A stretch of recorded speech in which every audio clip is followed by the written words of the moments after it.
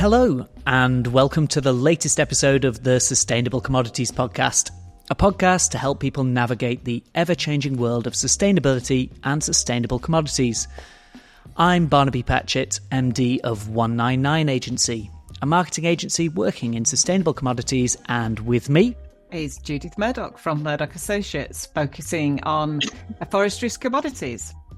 And in this episode, we're joined by Olya Grovel, Chief Growth Officer at Orbify, a satellite data platform for nature conservation and anti-deforestation compliance. And today we're going to be talking about deforestation, satellite monitoring, and of course the looming EUDR legislation.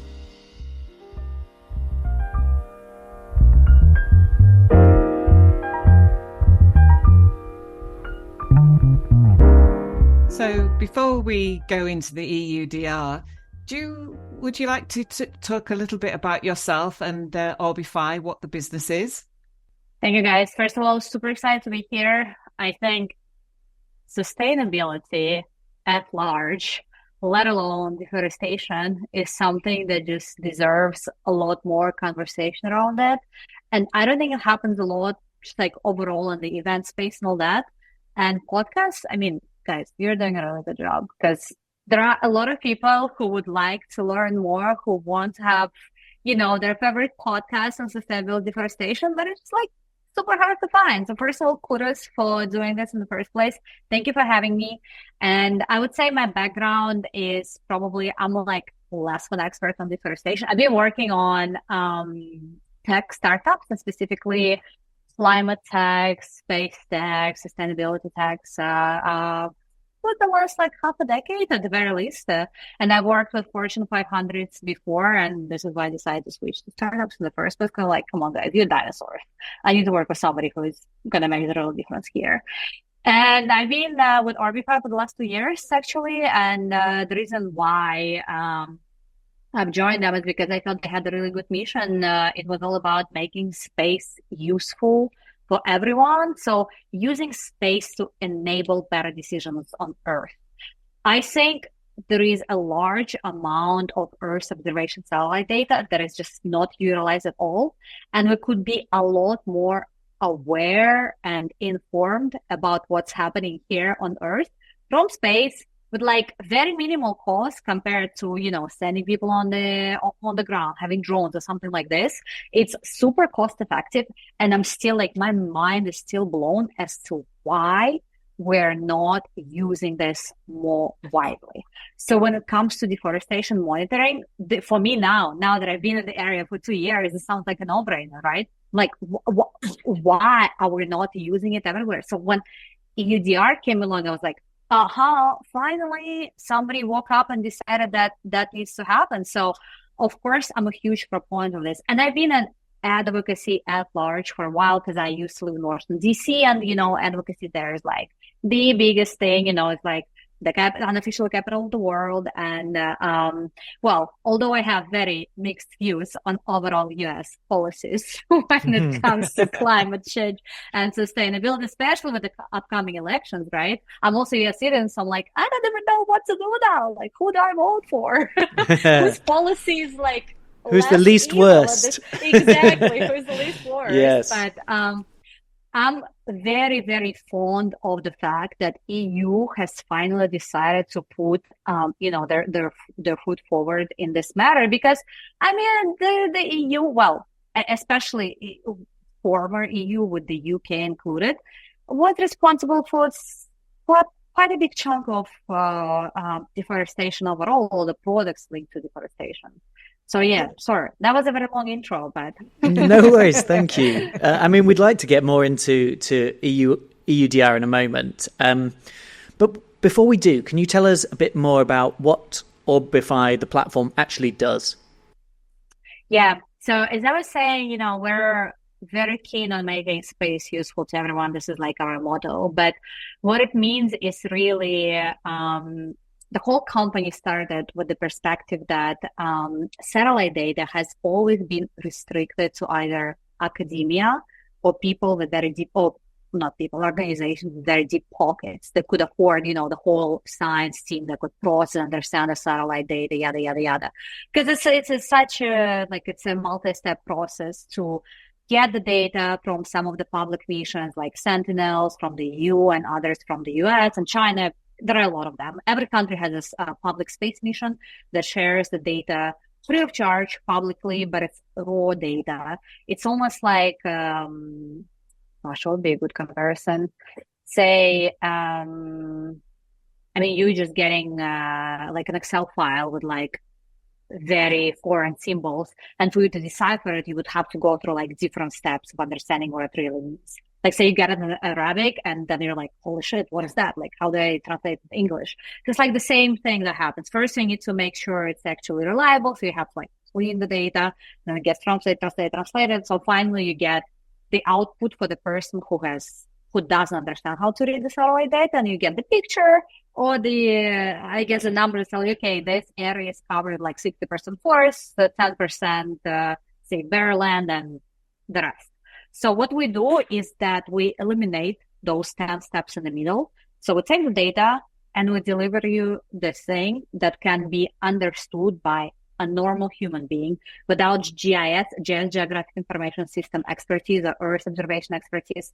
So basically, everybody who is in this podcast right now would be able to understand what's going on by uploading like an area of interest, a shapefile, into our platform, and it will tell you, okay, this area looks like it's 90% forest, and this is what happened in this forest in the last 20 years. So we're basically democratizing access to the Earth observation data in a nutshell. And do you think satellite monitoring, one of the things in the early days was, cloud coverage and things like that, especially over places like Indonesia and Malaysia, where there's obviously a lot of cloud over the rainforest. How do you overcome that? Or is that something that, you're just waiting for the clear spot to come? What happens there? So there is a process that's called the cloudless mosaic, or it's actually an output that's called cloudless mosaic. So what happens is there are most of the publicly available satellites that are there free of charge, available to everybody. Their revisit time, which means how long it takes them to make a full circle around the Earth. It's usually 24 hours. Most of them do this. So they need to circle several times for you to get a clear picture. You can also sometimes combine several missions. So obviously, for example, a Chinese mission, a US mission, they're circling the same areas around the world, and between all of them you can catch the mosaic, so the different parts of the image, and you can combine the one that has the least amount of clouds. Obviously, then there are the commercial providers that have a very high spatial resolution. So spatial means how precise it is in terms of how many meters you can see in each pixel. So I think the most precise ones go up to 30 centimeters, which is kind of crazy. Wow. Like literally, you can see all of us in that picture, right? That's kind of creepy, but that's what exists. It costs a lot of money. Obviously, 30 centimeter resolution is going to be super costly. And I don't think anybody of the commercial companies really need that, unless it's a company that is planting a lot of, let's call them, by forest, I mean several different plantations, and they do not have any other means of monitoring. Normally, it doesn't happen because companies that plant a lot of seedlings, they usually have either people on the ground or they have drones, so other airborne data, as we call it. So 30 centimeter resolution data is never really deployed from the commercial providers. It's available. It's not just the defense satellites that have resolution like that. So all in all, if somebody needs a very precise map of what's going on in their area, it can be combined from several different providers. Yeah, great. So in terms of the applications for this, again, we'll get into EUDR compliance in a moment. What other applications are there? Why else would people need this satellite data, especially in the commodities space? Well, I would say the use cases are quite numerous, but I would like to touch upon those where we have the expertise. So one of the biggest areas that we cover is the voluntary carbon market.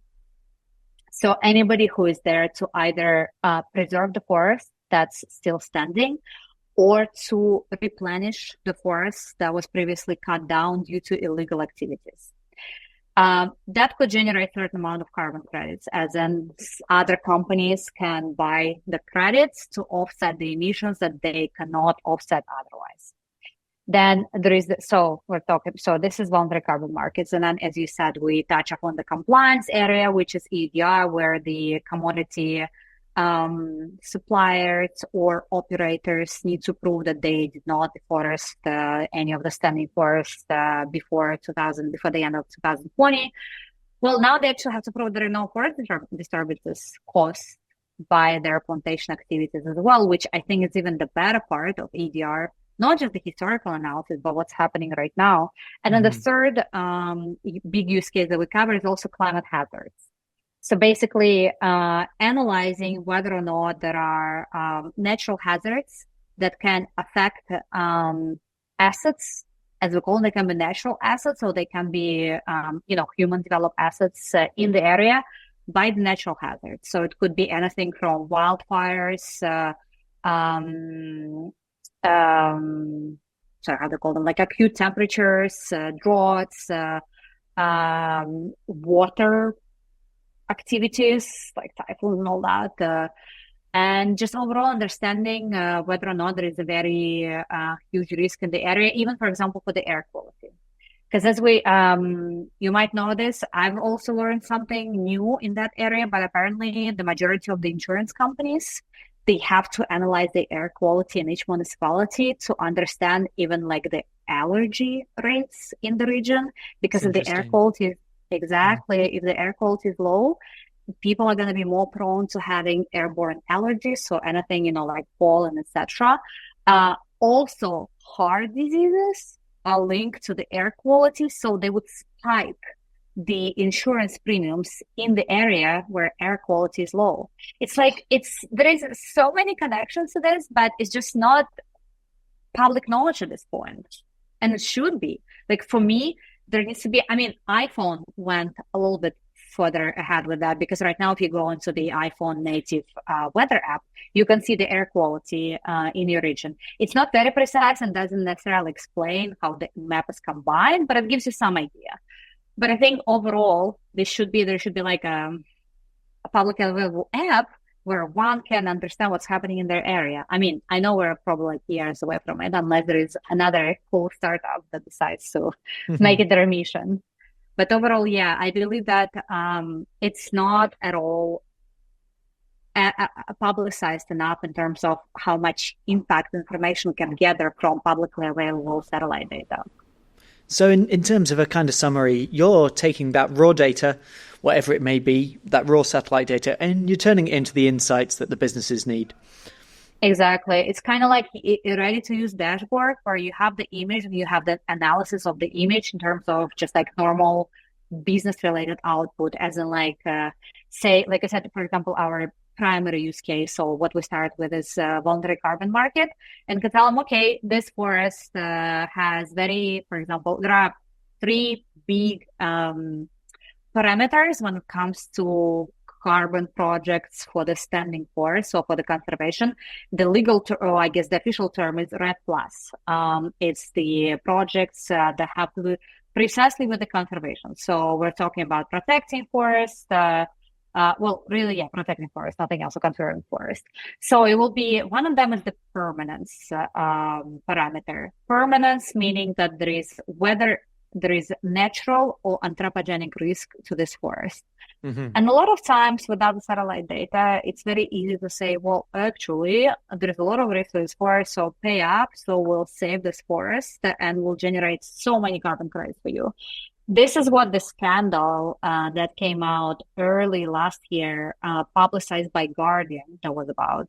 So they said that a lot of those REDD+ projects were worthless because they were protecting forests that were not at risk in the first place. This was really a big shakeup to the whole VCM, voluntary carbon market. This is why right now ARR, so afforestation, regeneration, revegetation credits, are a lot more worthy, because obviously it's very hard to create some fake quote unquote projects by saying I'm planting the forest. There is like no way around it, right? But you can choose a random area on the map and be like, oh my God, this forest is at risk. Let me protect it real fast. And that's going to cost you like $15 per carbon, per square carbon, square hectare. Yeah. So that's really interesting to me in terms of, because I mean, the whole offsetting side of things has become quite controversial because of that, and also potentially the lack of additionality. So the fact that people are just saying, well, we'll protect this forest, and that somehow counts, even though that forest's already there. Also, the kind of the accountancy side of it, the double accounting of reselling the same offsets from the same piece of forested land multiple times. And I guess satellite monitoring can help with that too.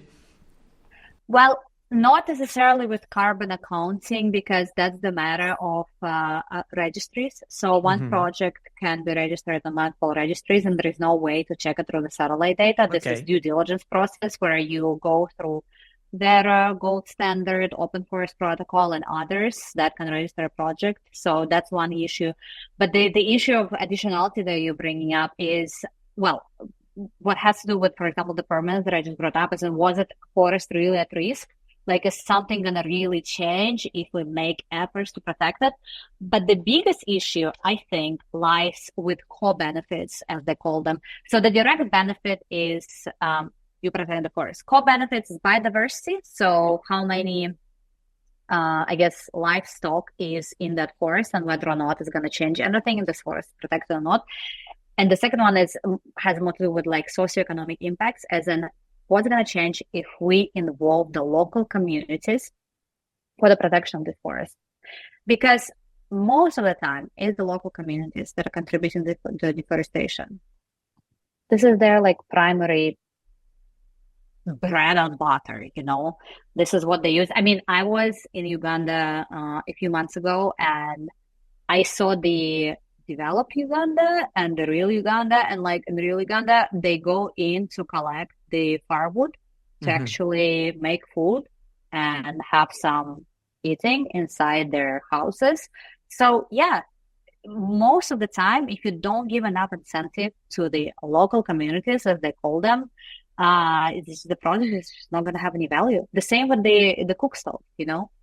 A lot of companies claim that they're making a lot of progress with that. But then if you analyze what happened to the forest around the local communities that actually got the cook stoves, a lot of times the forest is still depleting. So, well, this is where the accountability comes in. I guess we put it off long enough, Judith. I'll let you go into the main event. Yeah, into the main event. Yes. So EUDR. So I guess the first question is what is your view of the EUDR? I say it represents definitely a significant step forward when it comes to global environmental governance. And it aims to curb the import of the products associated with deforestation, etc. But we have to make sure it's actually enforced, because it all sounds nice and good and it's packaging. But if nobody's enforcing it, what difference is it going to make? Like tomorrow, we're supplying all these due diligence certificates, etc. But if nobody's checking them, nothing is going to happen. Second of all, I don't think there is enough guidance, and there is still enough ambiguity within the text of the law, where some companies are saying, you know what, the supplier might still be compliant. Because it goes so far as saying that there is no universal definition of forest disturbance. Nobody can agree on that. And EUDR is saying that if your supplier at some point becomes participates in forest disturbance, you should find another one. I'm oversimplifying this, but then they're not providing a clear definition of forest disturbance. So I'm like, so technically you can just be like, I think my supplier is compliant, so it's okay. So it's like, I think they're trying to do the right thing, but at the same time, they're not like, putting their foot down hard enough. Yeah.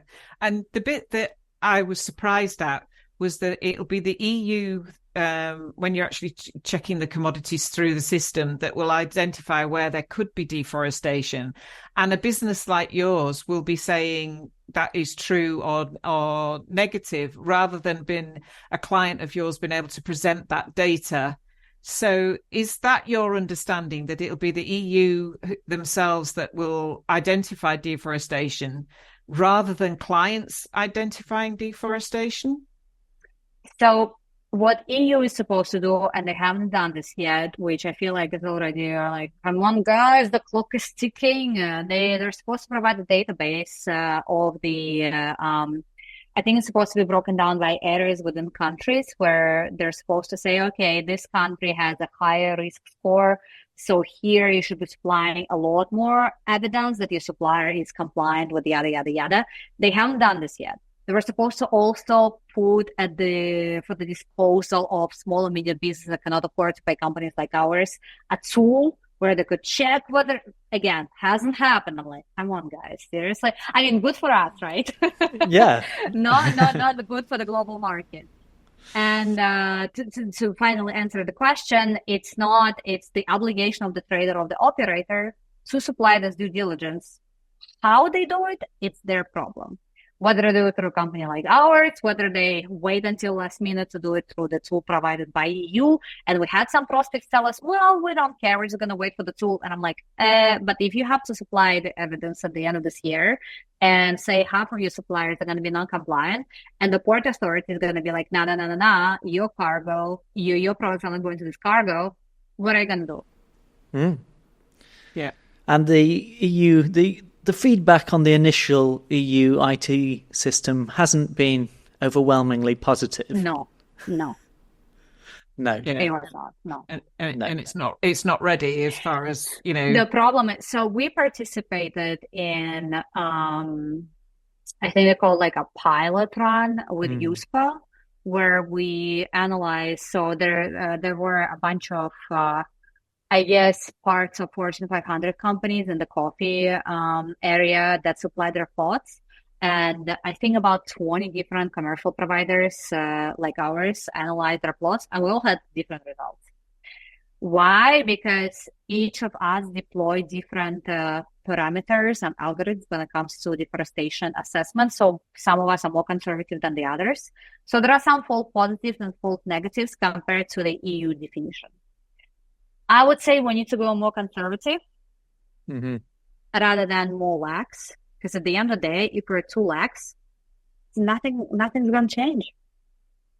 But I think what really matters is having the system for, I guess let's call them deforestation alerts. So, okay, sure, it's great to understand if somebody deforested their plots in the last 4 years. But if they keep doing it like around their plots, that's still bad. Like there still should be kicked off the supply chain. Because if they keep cutting all the surrounding forests, there's the same dynamic that's going to stay. So this is something that needs to be curbed, like what's going on right now, not what happened in the last 4 years. And do you think, I mean, and this goes back to forest, you've mentioned coffee. I work in palm oil, and forest deforestation must look different in these different territories where, say, coffee is grown. How big an impact do you think it's going to have on deforestation worldwide in these different areas, different countries, different commodities? Well, we do know that palm oil has been scrutinized for the longest time.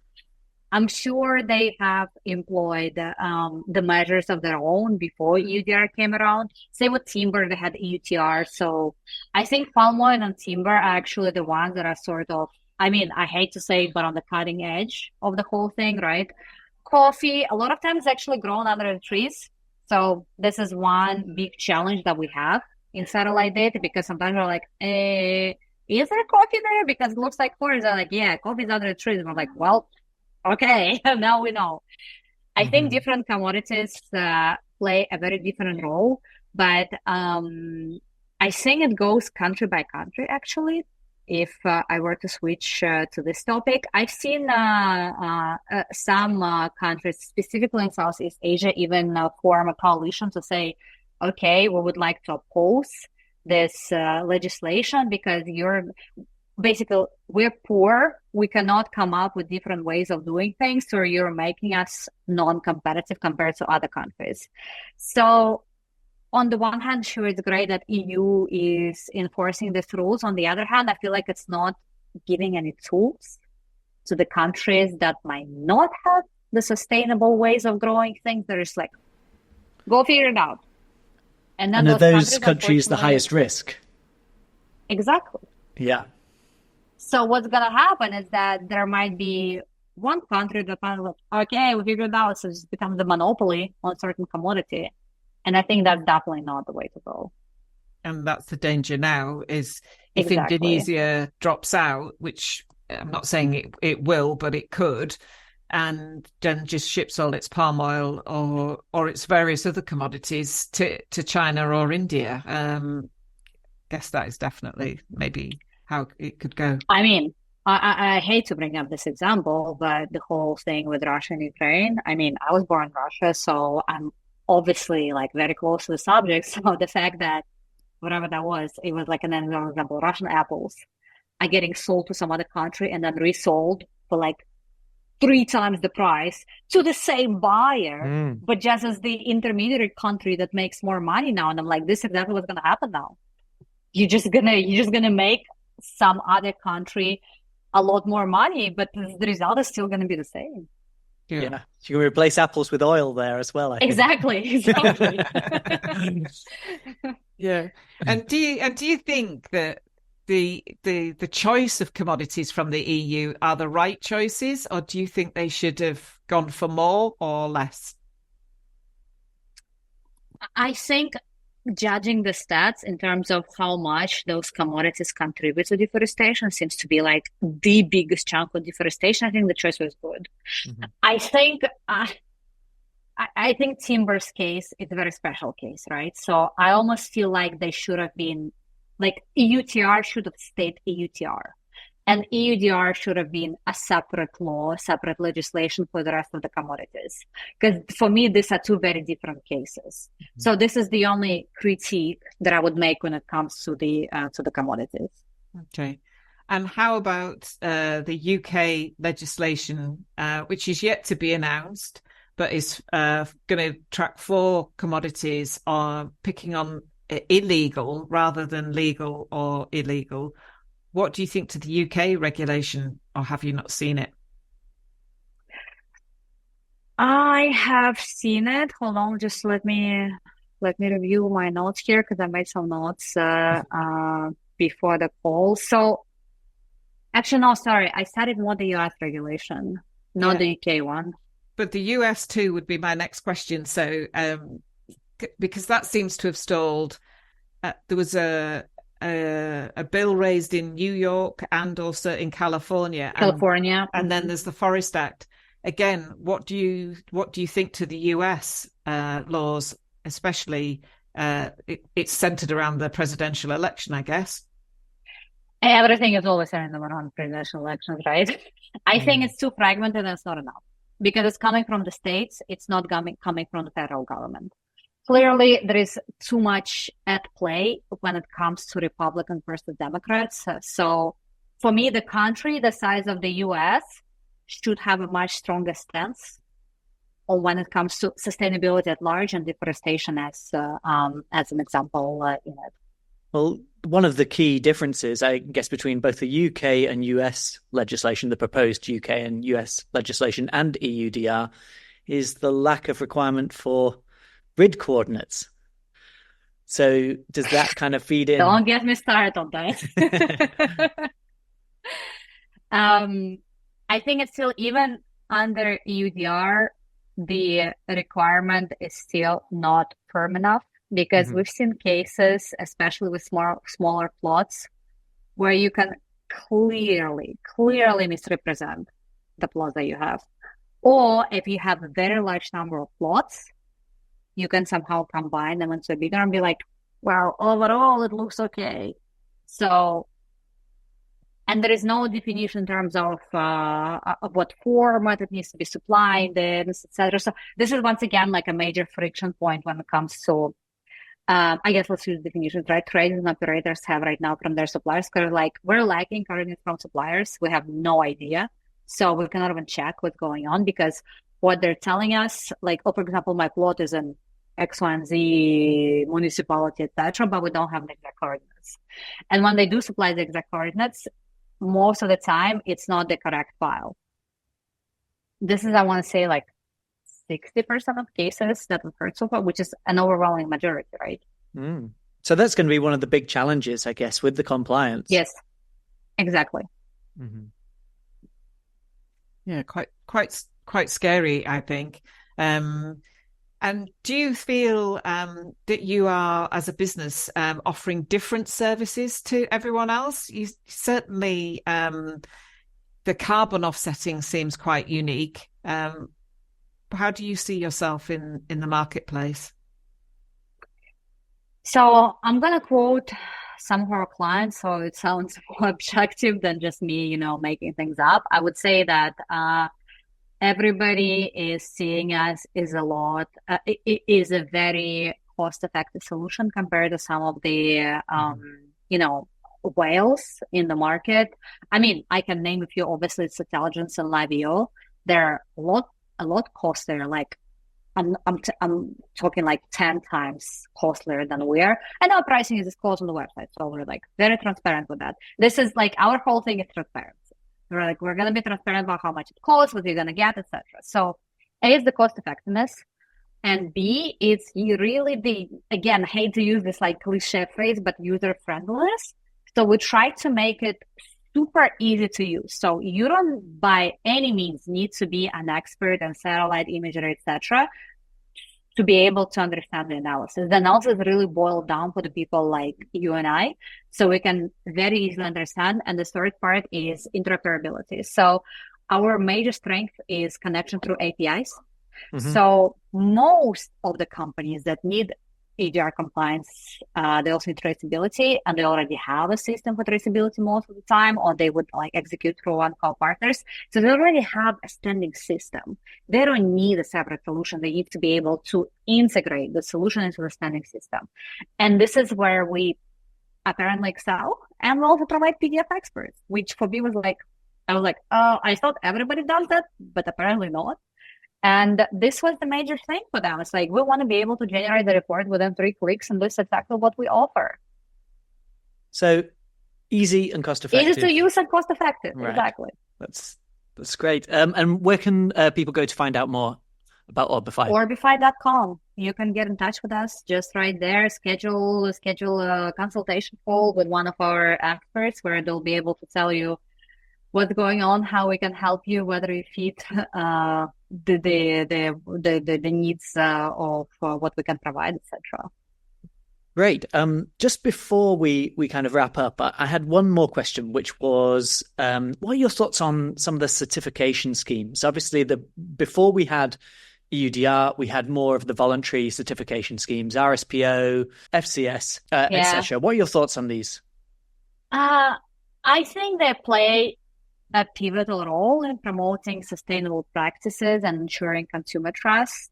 However, I think there are definitely some pitfalls, because there are concerns about the rigor and consistency of those schemes, particularly around the auditing process and, well, of course, the potential greenwashing. So I think legislation and certification need to go hand in hand. There needs to be more transparency and more control around what happens around it. And I think certification is still super fragmented. So again, I think it's overall consumer education and market education that needs to happen, because if I had to ask, say, 10 of my friends, whether or not they understand certain stamps that go on process, they'll be like, yeah, it looks good. I'm like, but you don't know further than that, right? So overall market education. Yeah, I think that's right. Certification can be great for people in industry, but for consumers, it doesn't necessarily mean anything. Exactly.